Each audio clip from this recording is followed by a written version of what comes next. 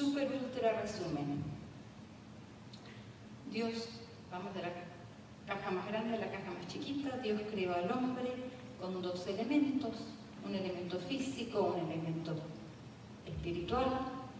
El elemento físico necesita recargarse como un auto necesita gasolina. Nuestro cuerpo necesita recargarse con energía física, ¿sí? Energía química, y también necesita energía eléctrica. En el elemento espiritual, el espíritu del hombre, la gasolina del espíritu del hombre es el amor. Dios nos creó para funcionar a amor, y no cualquier clase de amor, sino el amor divino, el amor de Dios, el amor de Él, el amor completamente desinteresado. El amor egoísta del ser humano no nos sirve. Y en ese espíritu entramos como en subdivisiones, si es que puede ser. De vuelta al concepto, hermanos, espíritu es algo inmaterial, invisible, intocable.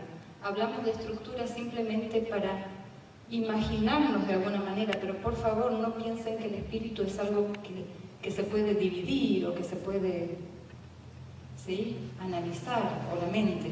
Por eso cuando ayer graficaba yo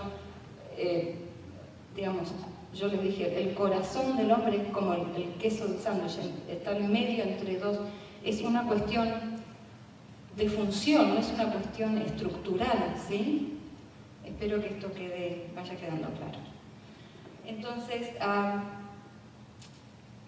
decíamos que allí en el espíritu del hombre, que funciona netamente a amor, tiene que recibir amor para poder funcionar, y ese amor solo puede provenir de Dios.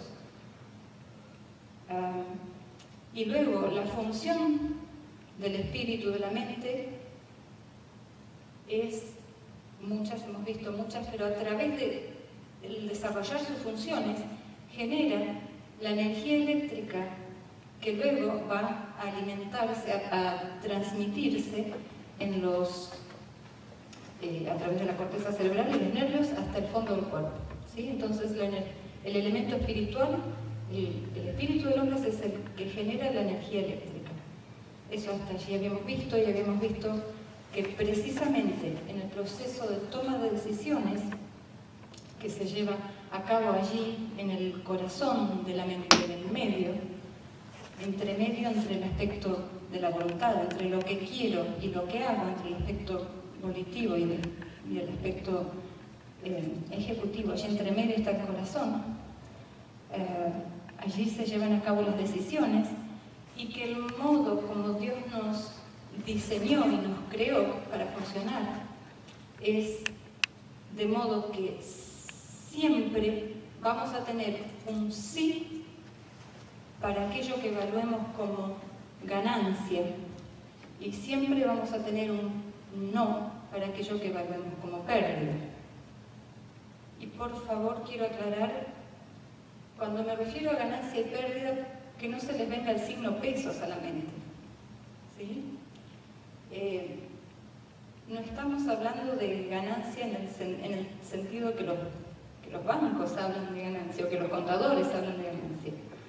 Hay muchísimas cosas que pueden ser ganancias, que las evaluamos como ganancia. De hecho, pueden ser cosas materiales, pero las mayores ganancias precisamente son las espirituales, las cosas que no se ven. Hablábamos de las necesidades físicas y de las necesidades espirituales. Entonces, Dios nos diseñó para que, fíjense, podemos ver cómo se correlacionan estrechamente.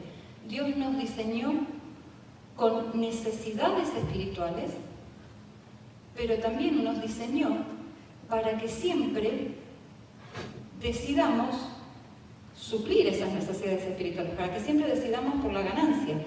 Voy a poner un ejemplo. Si Dios nos diseñó con la necesidad de verdad,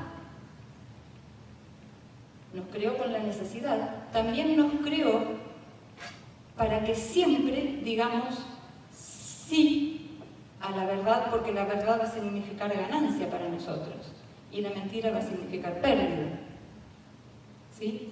El diseño fue perfecto, no cabe duda, pero veíamos que algo falló, algo ocurrió allí y se nos relata en el libro de Génesis.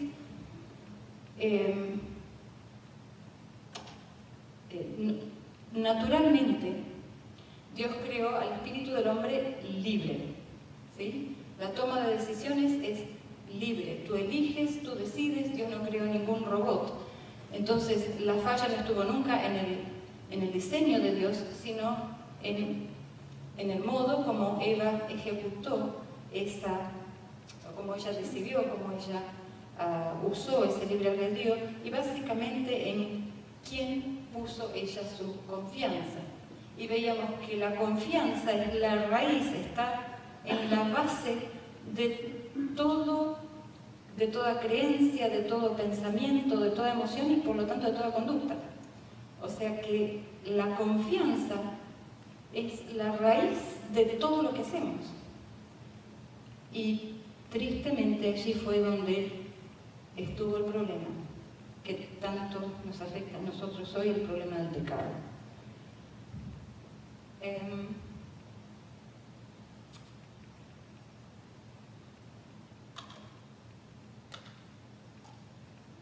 Repasemos entonces brevemente lo que pasó en el Edén. Dios le había dicho, vamos a ir viendo entonces, a partir de ayer ya comenzamos, hoy vamos a ir un poquito más, vamos a ir viendo ciertos aspectos del corazón del hombre que fueron trastocados. Ayer veíamos cómo el proceso de toma de decisiones fue trastocado, hoy vamos a ver cómo la identidad del hombre fue trastocada. Hago un breve repaso de lo que decíamos ayer, del proceso de toma de decisiones. Dios creó al ser humano, a Adán y a Eva, de modo que siempre dieran un sí a la ganancia y un no a todo lo que era pérdida. El no nos previene la pérdida, el sí nos permite obtener la ganancia. Cuando Adán y Eva estaban en el Edén, valga la redundancia, estaban en el paraíso, todo era perfecto. Yo no sé si alguien tiene idea de cuántas clases de árboles tenemos hoy en día aquí en la tierra que den fruto para comer.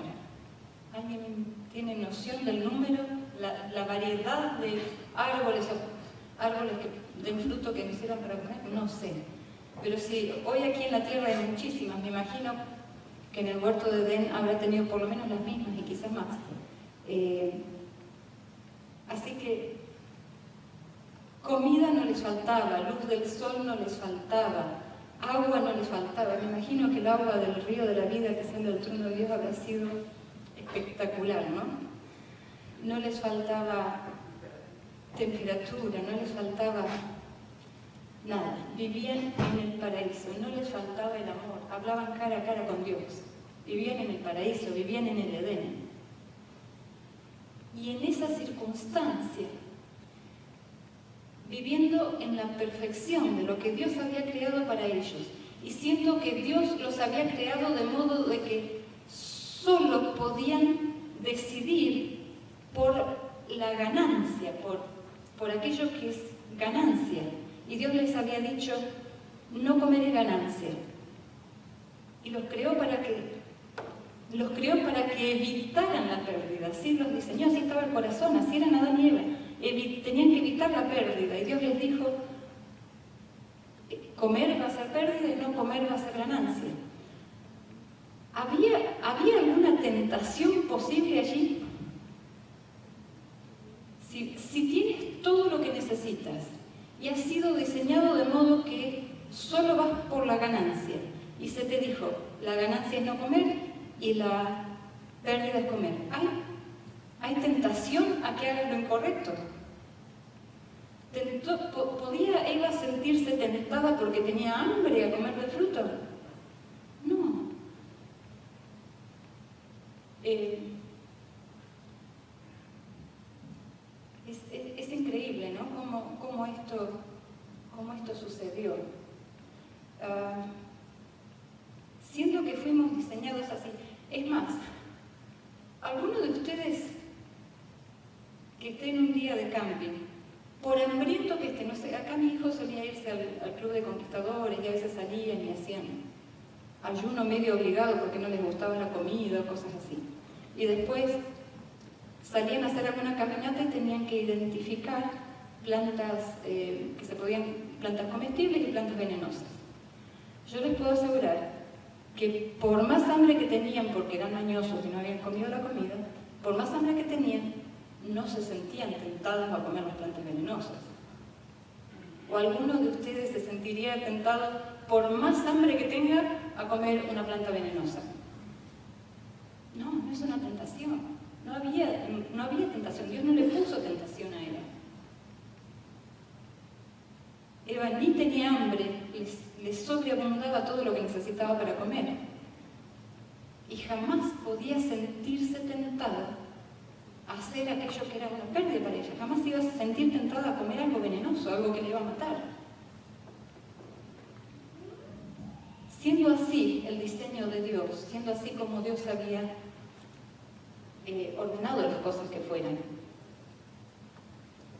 ¿cuál era, vuelvo quizás sobre alguna pregunta, cuál era la única manera de que Eva pudiera pecar? La única manera que pudiera pecar era a través del engaño, de una distorsión de lo que Dios había dicho. No había otra alternativa.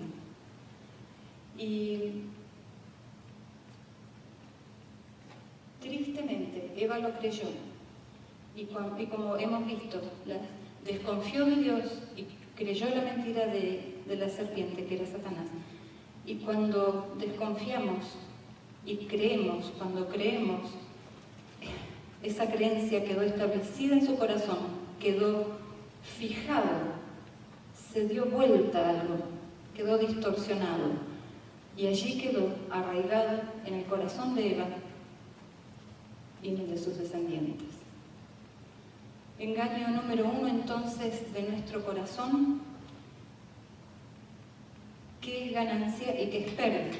Una inversión del concepto, ¿sí? Engaños en el corazón. ¿Recuerdan? Jeremías decía cómo es el corazón. Engañoso es el corazón y ¿quién podrá conocerlo? Yo, Jehová, que escudriño la mente y los corazones. Engaños del corazón. Ayer vimos el primero, tiene que ver con el proceso de toma de decisiones. La única manera que Eva pudo tomar una decisión incorrecta y la única manera que nosotros podemos hacer lo mismo es a través del engaño. Bueno, engaño ya pusimos. A través del engaño, y en este caso, por lo menos lo que vimos ayer, el engaño consistió en una inversión de los signos de lo que es ganancia y que es pérdida.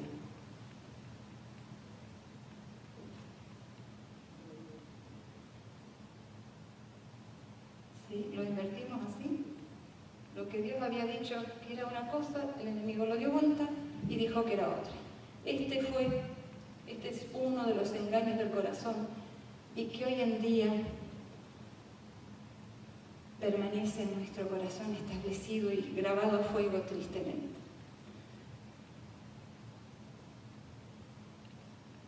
Vamos a ver el segundo engaño del corazón y dijimos que tiene que ver con la identidad. Con la identidad es con quién soy yo. ¿Sí?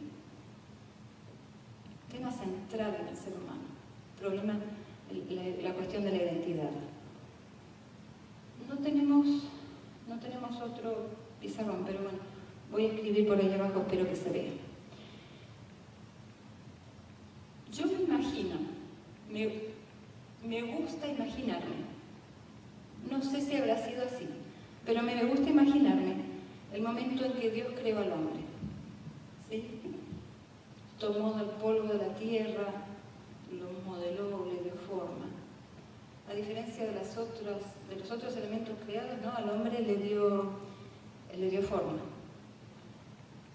Y cuando lo tuvo bien bonito, bien armadito, me imagino, no sé si no hay alguna cita, pero yo me lo imagino como que se inclinó a modo de hacer un acto de resucitación cardiopulmonar, de soplar el aliento dentro de la nariz, la boca, no sé si habrá sido así, refiero, esto es imaginación, sí, pero sopló en su nariz aliento de vida, y me imagino que en el momento que esto ocurrió, Adán cobra vida y se habrá sentado, se habrá incorporado, y me imagino el momento de presentación entre ambos, y Dios diciéndole: buenos días, hijo, yo soy tu padre, soy tu creador, soy Dios, yo te acabo de formar, te acabo de dar la vida, tú eres mi hijo, tú eres Adán, mucho gusto, encantado de conocerte, qué bueno que eres, porque vio Dios que todo lo que había hecho era bueno.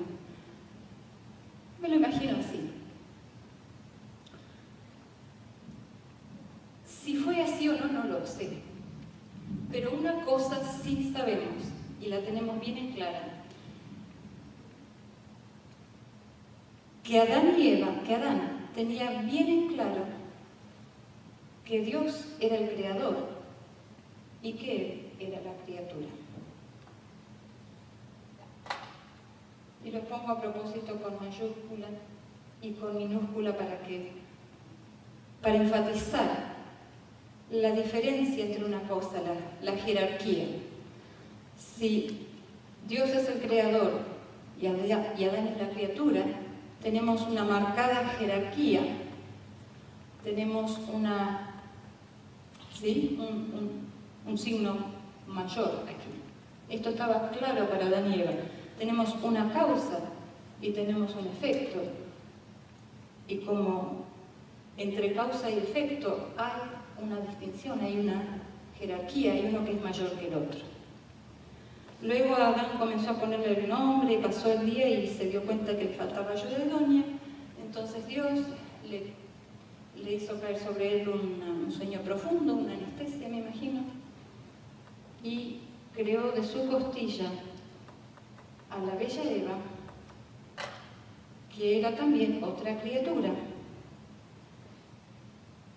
Y yo no sé si la presentación entre Dios y Eva habrá sido la misma que entre Adán y Eva, o cómo habrá sido, pero lo cierto es que Eva tenía también el concepto claro de que Dios era su creador, de que Dios era su causa, de que ella era efecto, y entre ambos tenían claro que ambos eran efecto de la creación de Dios, que ambos eran iguales.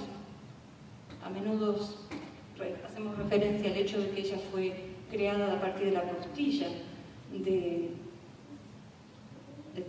Adán, como el hecho de que dejaban claro que era ayuda idónea, que eran igual a igual, que no había una situación de superioridad de uno sobre el otro, ¿verdad? Estaban en un plano de igualdad. La fórmula original es perfecta, como todo lo que Dios hace.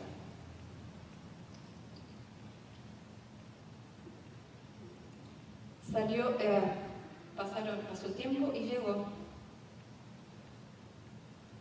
el momento, triste momento de la entrada del pecado. Apareció la serpiente. ¿Qué pasó cuando apareció la serpiente? ¿Qué le dijo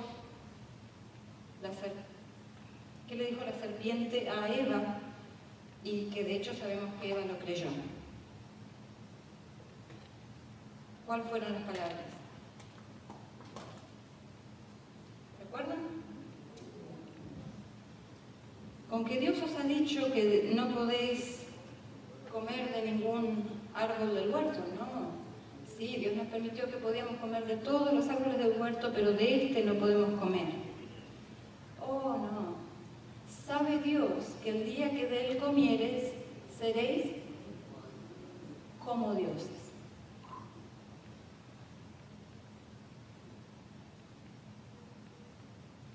¿Cambió el signo? ¿A dónde vino el signo igual? A ver, ¿podemos verlo de vuelta? El signo igual que estaba aquí en la fórmula, este signo viene aquí. Y tenemos que el creador es igual a la criatura. Eso es lo que le está proponiendo la serpiente. Que el efecto es igual que la causa. Y Eva lo creyó tristemente, muy tristemente lo creyó. Y sabemos que esas creencias han sido la base de todo el problema. Y hermanos, cuando uno trastoca uno de los elementos, uno de los signos en una fórmula, ¿qué pasa necesariamente con el otro? Si el menos se vino acá, ¿a dónde se va el más? Perdón, si el signo igual se vino acá, ¿a dónde se va el signo mayor? A donde estaba el igual, ¿no es cierto? Esto es básico de la matemática. El signo de jerarquía de mayor se viene aquí. Espero que se ve, ¿se entiende? Necesariamente, para equilibrar la fórmula, tiene que empezar a haber distintas jerarquías entre una criatura y la otra.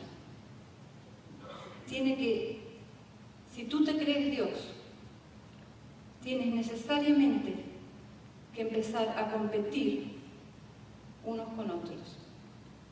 Y así tenemos las tristes realidades del ser humano de hoy, donde el blanco vale más que el negro o a la inversa, el hombre vale más que la mujer o a la inversa. Las creencias, me estoy refiriendo a las creencias, ¿sí? Las creencias que rigen nuestra sociedad tienen su origen en un engaño común a toda la raza humana. Creemos que el médico vale más que el paciente, que la competencia entre el estudiante y el profesor, entre el pastor y los feligreses, entre el papa y sus feligreses, creemos que hay una distinta jerarquía, todos originados en la triste creencia de un engaño en nuestros primeros padres. Ahí entra el pastor, así que creo que me va a escuchar, espero no ofender, pero voy a poner un ejemplo. No tengo nada en contra de que los pastores disfruten de ciertas cosas, pero a modo de ilustrar cómo está grabado en nuestro corazón, recuerdo que un amigo una vez me mostró las fotos de un campamento dentista, muchas carpas, y se habían armado los baños, ¿cómo le llaman aquí? Esos baños portátiles, los baños portátiles, ¿sí? Adivinen cuántos baños había. Para hombres y para mujeres. No había dos. ¿Cuántos había, Adriana? 3. Para hombres, para mujeres y para el pastor, por supuesto. ¿Sí? Todo bien, me parece fantástico que puedan tener su lugar, y sí, está fantástico. Pero, insisto, uso esto a modo de ejemplificar cómo tenemos ciertas jerarquías, ciertas competencias, hay competitividad entre nosotros. Y, hermanos, bueno, mientras este engaño esté en nuestro corazón, podemos tener las jerarquías como tenemos, ¿no? Insisto, puedo considerar que el papa o el sacerdote o el vudú o el pastor o quien sea está en una situación jerárquicamente hablando como de infalibilidad o lo que le quieran llamar. Todo esto a consecuencia del trastorno, del trastocar la fórmula de creer, del engaño que creyó Eva y del modo como se trastocó la fórmula original que Dios había creado. Sí, el diablo es tan astuto, con un simple cambio, con un simple pasar lo que es periférico, pasarlo al centro, logra cambiar totalmente el funcionamiento que Dios había diseñado.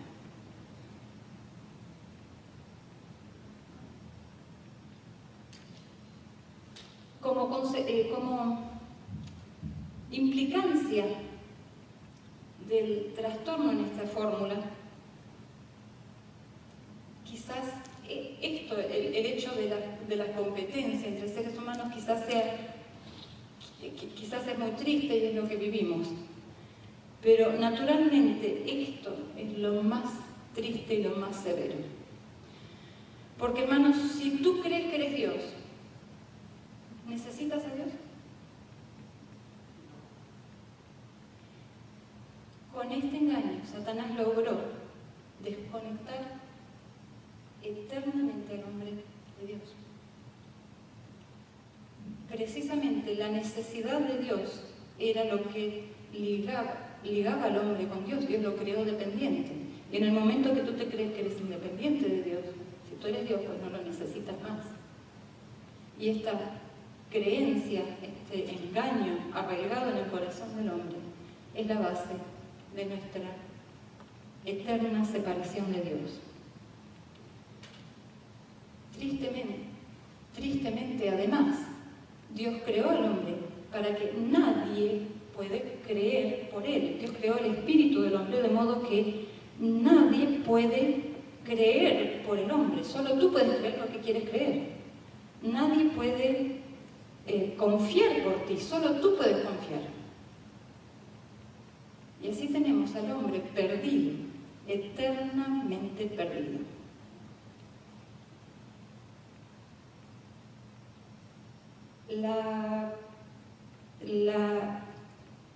El desbalance, el no sostener la igualdad entre una criatura y otra es la piedra fundamental de toda la idolatría. Todo el sistema idolátrico de adoración a los dioses falsos pasa, no vamos a tener el tiempo esta noche, pero pasa todo por esto, ¿sí? De este engaño, de este falso concepto, deriva todo el sistema de adoración a los falsos dioses.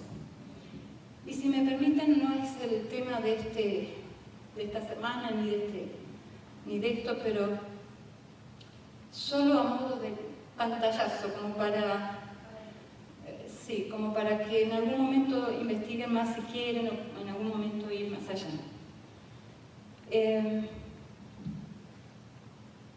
El diablo, fue solo un paso intermedio.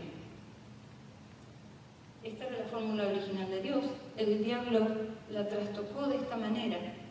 Hay varias otras entre medio, pero el objetivo final de Satanás era el siguiente. Y esto tiene que ver con nuestros días y con nuestro mensaje del tercer ángel. Voy a poner solo las iniciales, así lo vemos, la C mayúscula, representando al Creador.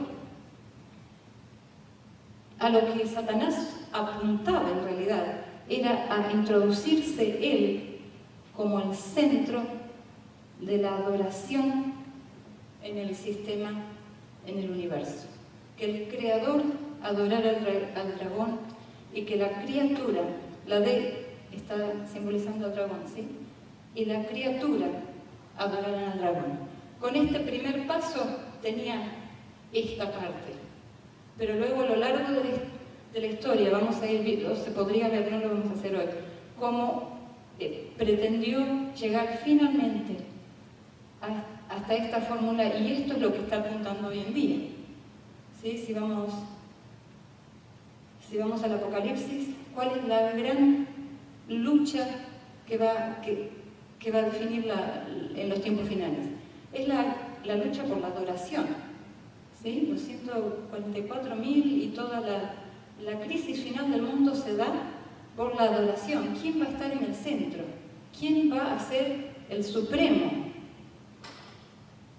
Entonces, a través de la historia, él ha ido manipulando a la raza humana con el objetivo de quedar Satanás como el centro de adoración, como el centro de omnipotencia allí en todo el universo. Gracias a Dios que Dios tiene el plan de salvación ya diseñado para que todo esto se vea frustrado. Pero a eso vamos. Y mis hermanos, si nosotros seguimos actuando de esta manera, si no tenemos en claro que esto es un gran engaño, para que caigamos a esto, falta muy poquito. Es muy fácil dar un pasito más allá si en nuestro corazón no está claro que esto es un gran engaño. Si no tenemos en claro que Dios es la causa, nosotros el efecto, que Dios es nuestro creador y a Él le debemos nuestra suprema adoración, y que entre criaturas no nos debemos nada y no tiene ninguna autoridad, ninguna criatura sobre mí. Si esto no está claro y entramos en esto, después lo otro cae solito.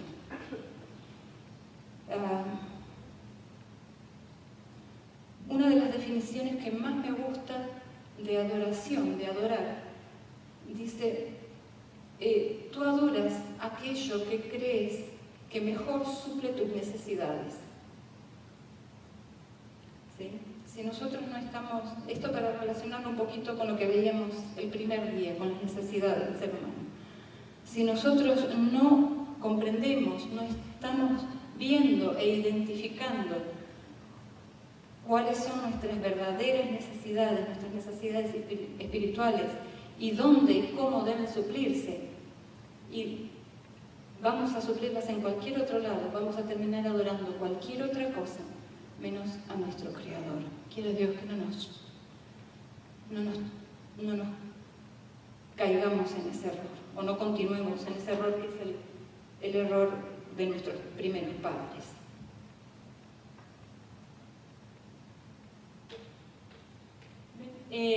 Engaño número 3.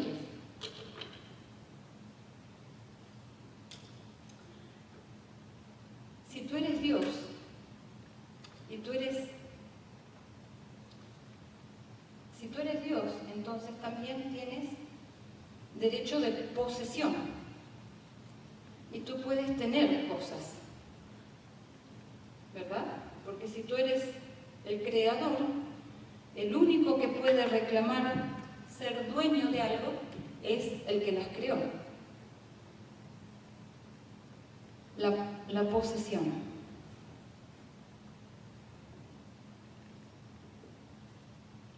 ¿Lo escribí bien? Así se escribe, ¿no? Posesión. Posesión. Está correcto, las dos veces con S. Posesión es con S. Bueno, al que le guste escribirlo con C, puede escribirlo con C, no afecta nada. Posesión. Si tú eres Dios, tú eres el creador y tienes derecho de poseer cosas.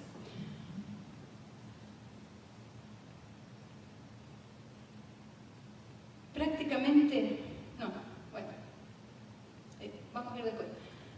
Pero no hay enfermedad orgánica, no hay enfermedad del cuerpo en el cual uno, rastreando la historia de esa persona, mejor dicho, voy a ser más clara. Habíamos dicho que 9 de cada 10 enfermedades empiezan en la mente, ¿no? Esto rastreando allí al primero o segundo día. Decíamos que 9 de cada 10 empiezan en la mente. ¿Cuáles son las otras causas de enfermedad? Bueno, tenemos algunas más. Son las intoxicaciones o las enfermedades generadas a causa de los alimentos, de las radiaciones o todo lo que nos envuelve como ambiente, lo que nos rodea como ambiente. Tenemos los accidentes o traumas y las enfermedades hereditarias, que en realidad las hereditarias verdaderas son entre un 1 y un 2% de todas las enfermedades. Acá tenemos un 1, un 2%, acá tenemos el 90% y el otro 9% distribuido entre estas otras. Yo no conozco ninguna enfermedad de las generadas por la mente en el cual el sentido de pérdida no esté presente. Me detengo, sí, estoy volviendo un poquito atrás, pero no importa porque tiene relación. Yo destaco mucho un aspecto en el sentido de pérdida. Les cuento un caso, una paciente. No veo la pantalla, así que no puedo verla ahora. Ah, no, tenemos tiempo todavía. Les cuento una paciente, Daniela. Daniela era una joven, hace un tiempito ya que estaba como paciente mía, y un día no vino a su cita, no vino a la consulta, y a la siguiente vez yo le pregunté ¿qué te pasó la semana pasada? Oh, estuve en el hospital. Oh, ¿qué te pasó? Y estuve internada porque tuve una crisis hipertensiva. Oh, ¿qué te pasó? ¿Qué había pasado? Me puse tan triste, tan amargada, tan nerviosa, porque se me incendió el auto, se me prendió fuego mi auto, que me dio una crisis hipertensiva y tuve que estar internada. Qué tragedia, qué pena, me da mucha lástima. Y conversando le digo, a propósito, ¿sí? Yo estaba queriendo guiar la conversación y le digo, Daniela, ¿cuánto valía tu auto? ¿O qué auto tenías? ¿Qué auto tenías? Un Falcon viejo. ¿Alguno conoce los Falcons acá? ¿Sí? De vez en cuando ven algún Falcon por acá. Bueno, en Argentina todavía se ven algunos, pero realmente Falcon y viejo son sinónimos. Si es un Falcon tiene que ser viejo. Un Falcon viejo. No cuesta mucho. Daniela era una señora que trabajaba como... ella era la cafetera en el Ministerio de Educación. Servía el café a todos los funcionarios allí del ministerio. Ella tenía su Falcon viejo que la llevaba y la traía a su trabajo. Le digo, oh, bueno, tenés un Falcon viejo. ¿Y cuánto costaba tu vehículo? Más o menos, no me acuerdo exactamente cuánto me dijo, pero pongamos un número, $800. Oh, le digo, ok. Daniela, imagínate por un momento que tu vecino tiene un Honda Civic que vale $8.000. No, ¿qué auto puede valer $8.000 acá? ¿Sí? ¿Un Honda Civic está nuevo? Ok.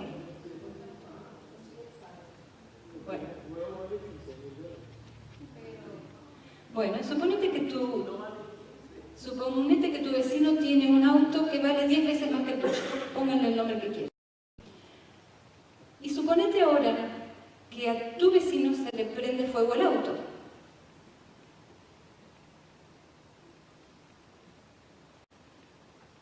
Si a tu vecino se le prende fuego el auto, ¿tú hubieras terminado en el hospital con crisis hipertensiva? A ustedes, si al vecino de ustedes se les prende fuego el auto, ¿terminarían en el hospital internados? No. Entonces le digo, Daniela, a ver, explícame quién te enseñó a sumar y a restar, porque me parece que vas a tener que volver a primer grado. Porque si tu Falcon viejo que vale 800 pesos te lleva al hospital y te hace internar, y el del vecino que vale 8.000, hasta donde yo sé, 8.000 es más que 800 y 10 veces más, ¿qué pasa con tu suma y resta que no la entendés bien ahí? Entonces, Daniela se quedó pensando y finalmente me dice, pero lo que pasa es que el Falcon viejo era mío. ¿Sí?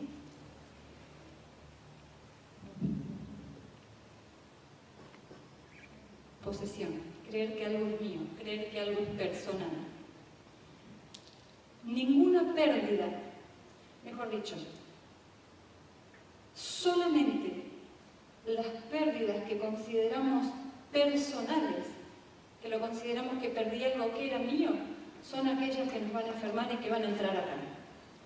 Si se pierde algo que yo no consideraba mío, podré sentir lástima, podré acompañar a la persona en su pérdida, pero nunca me van a enfermar. Solamente las pérdidas personales son las que me van a provocar a mí, mejor dicho, las pérdidas que yo considero que son personales, en mi engaño, me van a provocar una enfermedad. En Argentina, ustedes saben, 99% de los argentinos son fanáticos del fútbol. Y no voy a hablar de fútbol acá, pero solamente usarlo como ilustración. Yo he tenido más, en este momento recuerdo, justo antes de venirme, pero he tenido más de uno, pacientes que vienen a su tratamiento por un cuadro de duelo, porque sus familiares, en este caso era el padre de este muchacho, su padre había muerto de un infarto porque su equipo de fútbol había perdido. No me pregunten en qué partido, no me acuerdo si fue con Alemania o con Brasil o con cuál, pero murió de un infarto, de un ataque al corazón, en el momento en que el equipo de fútbol perdió. Proceso de identificación total con un partido de fútbol.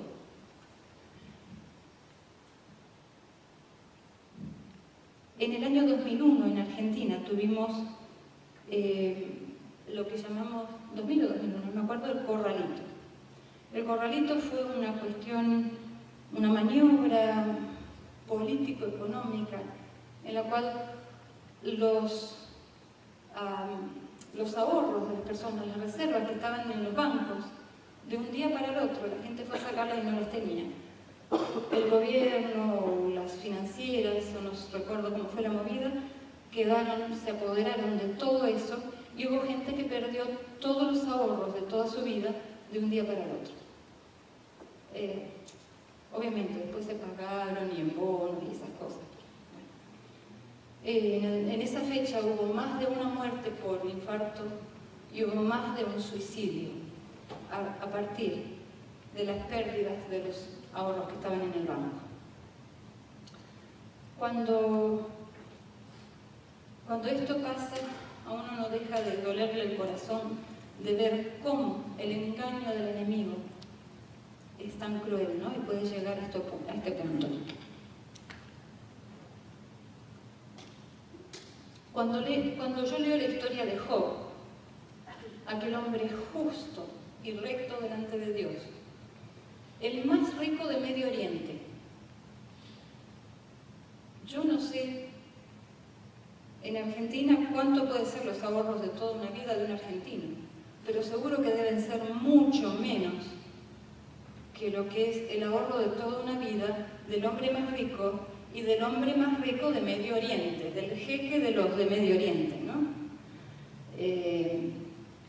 Lo cierto es que este hombre justo y recto delante de Dios, que era el más rico de su época y de Medio Oriente, y que todas sus ganancias las había obtenido en forma legal, lícita, y que era generoso, un buen día, y de buenas a primeras, creo que, si no me fallan los cálculos, en menos de 12 horas pierde todo lo que tiene y sus 10 hijos. Y solo le quedan 3, no sé cuántos, los siervos que vinieron a traerle la noticia, y la esposa, que quizá hubiera sido, para lo que le aconsejaba, hubiera sido mejor perderla que encontrarla.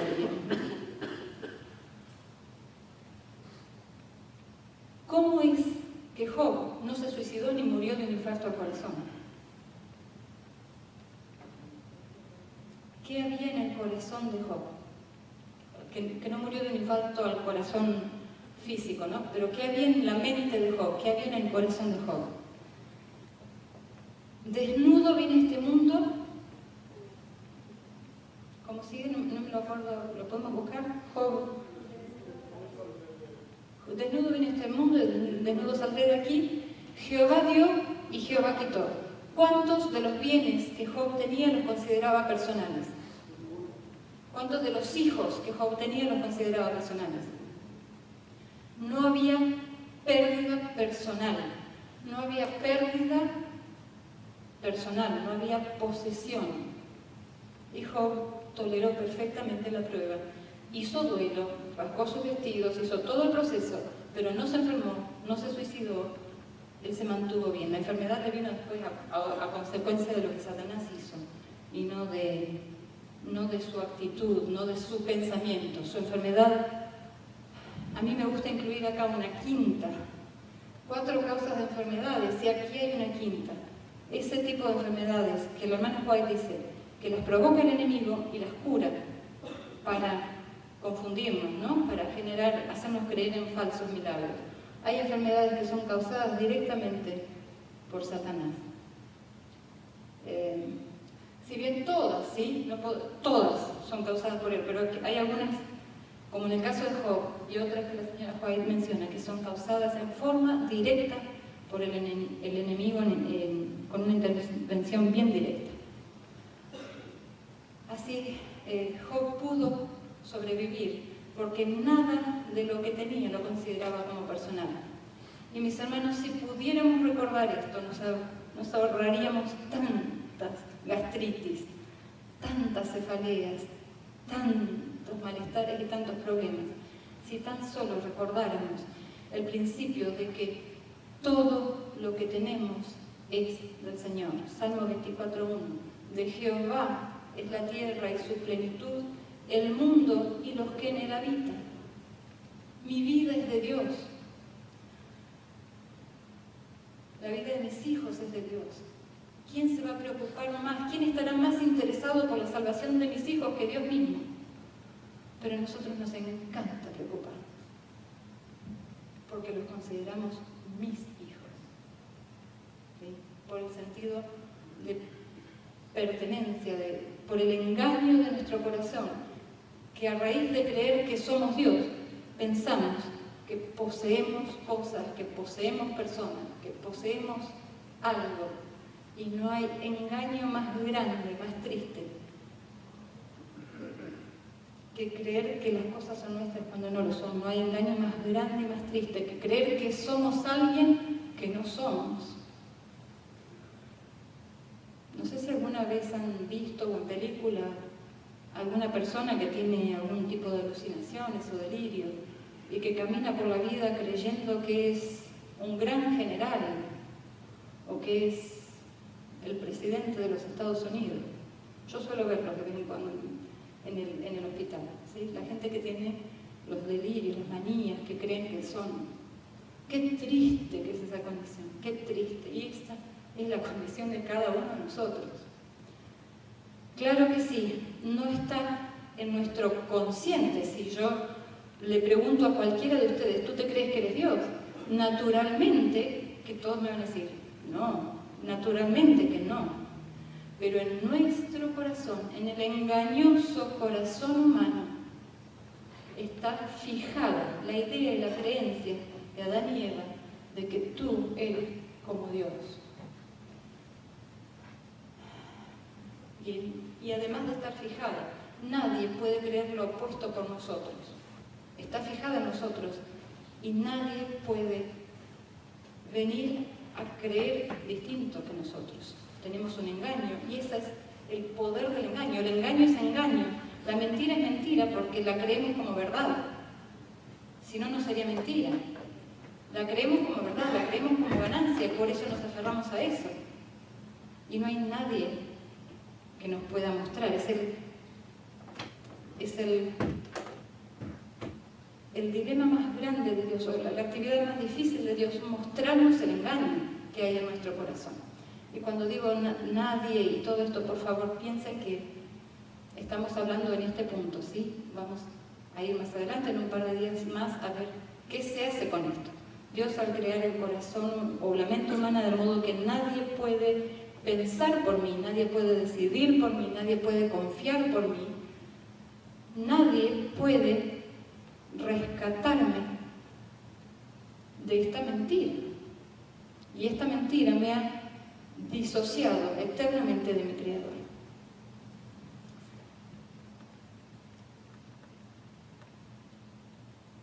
Cuando hablamos de posesión, cuando hablamos de la gran mentira que nos lleva a creer que algo puede pertenecer a nosotros,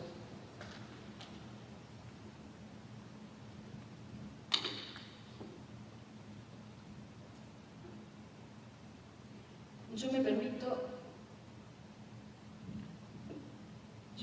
dar un testimonio, dar un comentario sobre mi propia vida. Cuando hablamos de posesión y de la gran mentira de Satanás, de que tú eres Dios y que tú puedes poseer cosas, y vemos cómo la podemos contrarrestar con la verdad de Dios, cuando Dios nos dice: yo soy la causa, usted es el efecto, yo soy el creador, usted es la criatura, por lo tanto solo el creador tiene derecho de posesión. De Jehová es la tierra y su plenitud, el mundo y los que en él habitan. Dios nos da las herramientas para que se produzca el cambio en nuestro corazón. Cuando hablamos de posesión y de administración, solemos hablar de las 4T, ¿no? Cuando hablamos cuando somos administradores de lo que Dios nos da, ¿cuáles son las 4T de las que solemos hablar? Okay. Tiempo, talentos, tesoros y templo, ¿sí? El templo como el cuerpo, el tiempo. Cada vez que alguien me saluda y me dice: gracias por su tiempo, qué feo que me suena. Le digo: el tiempo no es mío. Me acuerdo de un paciente una vez que me discutía que, o sea, sí, me argumentó y me dijo: pero es mío, el tiempo es mío, sí. A ver, fue así, la cosa es que se le había perdido, no sé si no le habían robado un vehículo también, creo que le habían robado un vehículo. Algo le habían robado, creo que era su camioneta. Y vino angustiadísimo por la pérdida de un elemento personal, como él consideraba que era su camioneta. Entonces, procurando hacerle entender la mirada bíblica, le digo: pero hermano, si usted no era una hermana, pero señor, si usted para comprar esa camioneta, a ver, ¿la camioneta era suya? Sí. ¿Y cómo sabe usted que la camioneta era suya? Porque yo la compré. Ah, entonces no la robó. No la robé. Ah, bueno, qué bien. Hasta ahí vamos bien. ¿Y cómo sabe que es tuya? Que es suya, porque no la robó y además, ¿por qué? Porque yo la compré. ¿Y qué invirtió usted suyo para comprar la camioneta? Y mi dinero. ¿Y qué invirtió usted para tener su dinero? Y mi trabajo. Y el trabajo que sí es, para ir al trabajo tuve que invertir mi tiempo y mi energía. Entonces le digo: ¿la energía de quién y el tiempo de quién? ¿Qué energía es suya y qué tiempo es suyo? El tiempo no es suyo. Sí que es mío. Ah, usted es dueño del tiempo. Si usted es el dueño del tiempo, de aquí en más yo lo atiendo gratis. Usted puede venir todas las veces que quiera en mi consultorio, yo lo atiendo gratis. Pero cuando usted se muere, por favor, en su testamento, deje aclarado que me deja a mí 2 horitas más por día. Que mi día tenga 26 horas en vez de 24. Se rió, le causó gracia, pero creo que el ejemplo le ayudó para entender que el tiempo no puede jamás ser posesión nuestra. Nunca es mi tiempo. Y yo le agrego, hablamos del templo, del tiempo, y cuando no hace mucho atrás, en mi vida comenzó a tomar profunda forma y profunda convicción estas verdades. Y empecé a ver cuánto implicaban el creer, el tomar posesión de la verdad de que nada me pertenece a mí, cuántas implicancias tenía.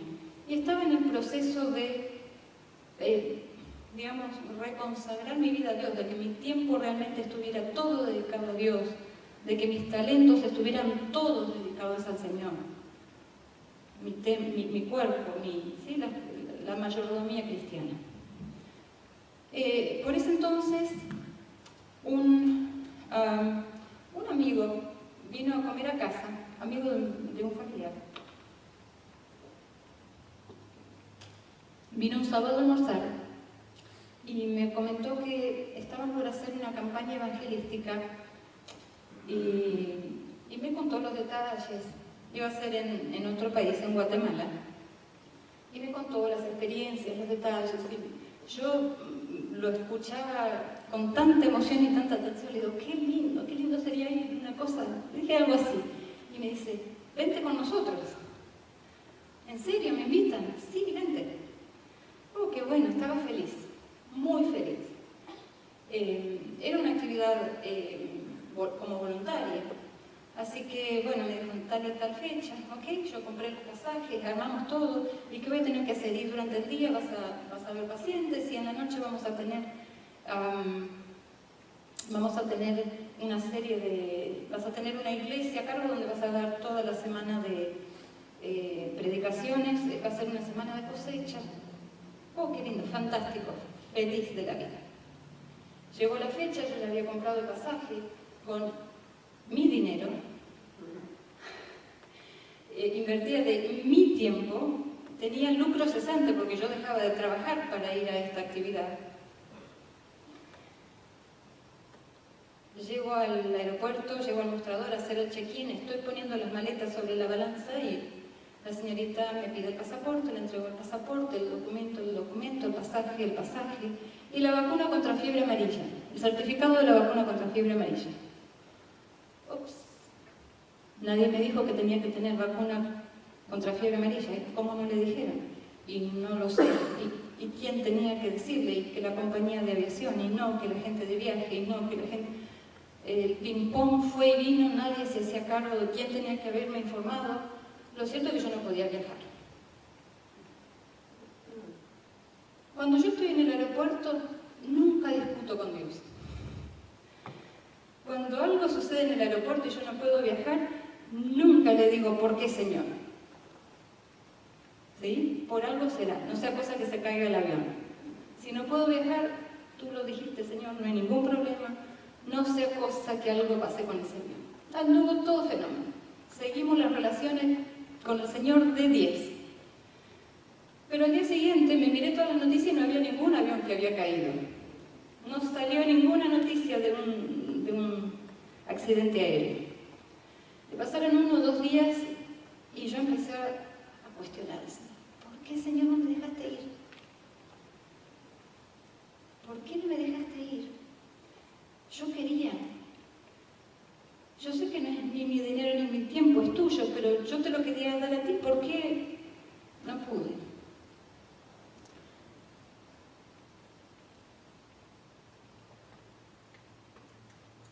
Pasaron los días y yo encontré la respuesta. Voy a tratar de hacer breve la historia. Cuando yo repasé el temario que yo había armado para presentar en esa semana de énfasis espiritual y de evangelismo, me puse a repasar y había incluido muchos temas sobre el corazón. Así como estamos viendo acá, había incluido otros. Pero en ninguno de esos temas, yo me di cuenta al releerlo, y el Señor me fue mostrando, ¿no? Y me hizo ver, tú vas a hablar sobre el corazón, pero no has puesto nada que hable de corazón. Vas a hablar acerca del corazón, pero no de corazón.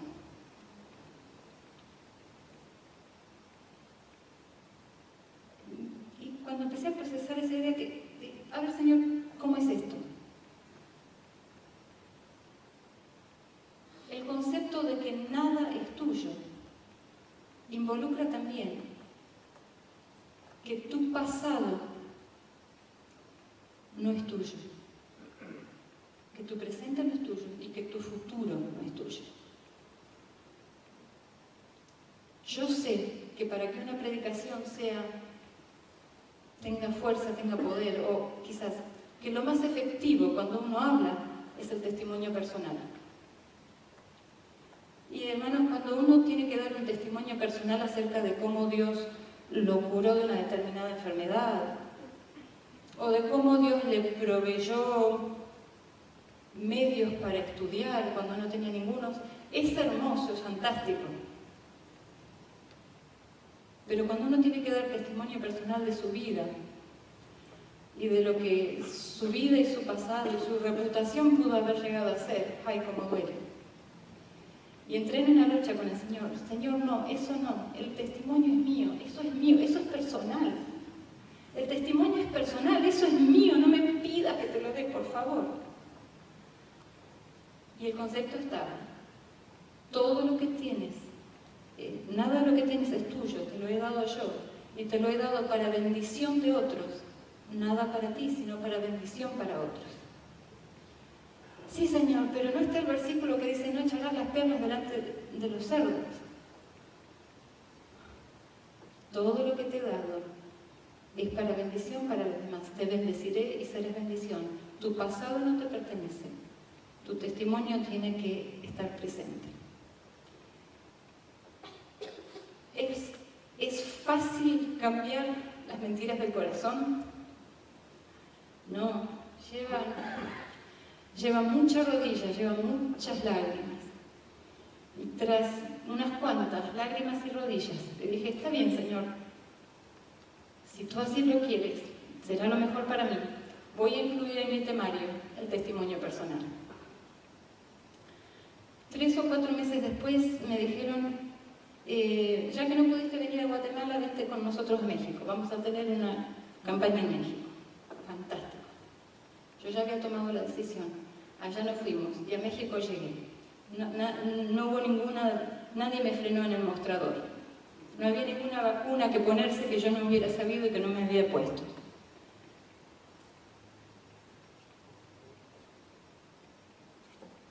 Esta vez incluí en el temario testimonio personal. Transcurrió la semana y el día que me tocaba el testimonio personal, les cuento otra cosa primero. Las reuniones se llevaban a cabo, la iglesia era bellísima, pero en México y en esa zona y en esa época del año hacía calor y las reuniones se llevaban a cabo afuera del templo. Todos los bancos del templo los llevaban afuera, al aire libre, se llevaba la pantalla, todo transcurría afuera.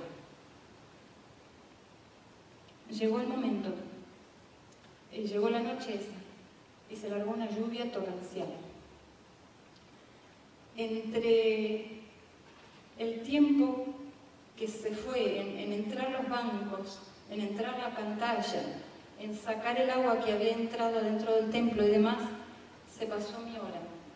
Le tocaba hablar a otro de los pastores que allí estaba y mi hora había pasado. Solo me quedaron como 5 minutos o algo así. Ya no podía hacer nada.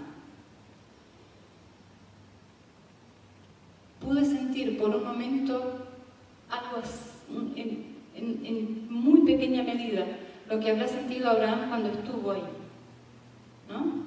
Isaac en el altar y Abraham estuvo ahí. Y yo sentí que Dios con esa lluvia me dijo, estuviste dispuesta, pero ya está, suficiente, no es necesario. Todo lo que quiero es la disposición del corazón. Y sin embargo, yo tomé la decisión y creo firmemente que esa decisión fue muy valiosa porque aunque no compartí mi testimonio en ese momento, en esa oportunidad, eso me habilitó para empezar a compartirlo con pacientes o con personas con las que, sí, con pacientes. Y les puedo asegurar que es de lo más eficaz, del método más eficaz de trabajar que he encontrado.